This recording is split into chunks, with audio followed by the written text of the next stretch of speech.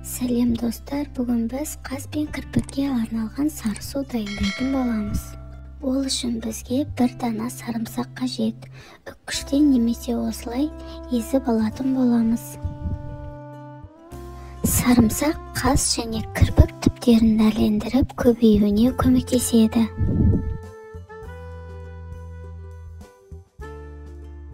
Екінші қоспамыз зәйтүн майы. Зәйтүн майы А және Е витаминіне бай. Бұл витаминдер қаз және кірпік түптерін әрлендіріп өсуін жылдамдатады. Бір шай қасық қосатын боламыз.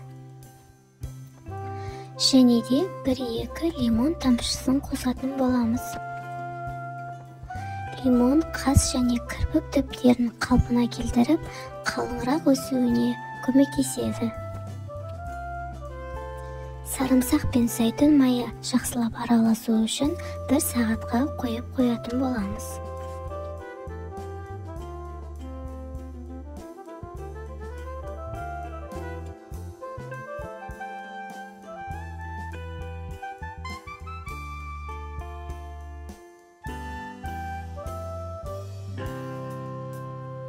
Дайын болған сместі сүзгіден өткізіп аламыз.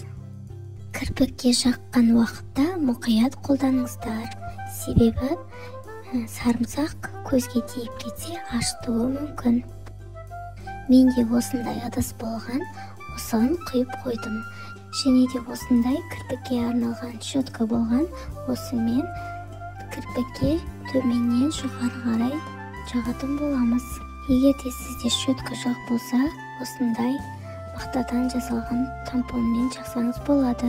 Ақпарат ұнаған болса, каналға жазылып, келесі видеоны жіберіп алмас үшін қоңырау белгісін басуды ұмытпаңыз.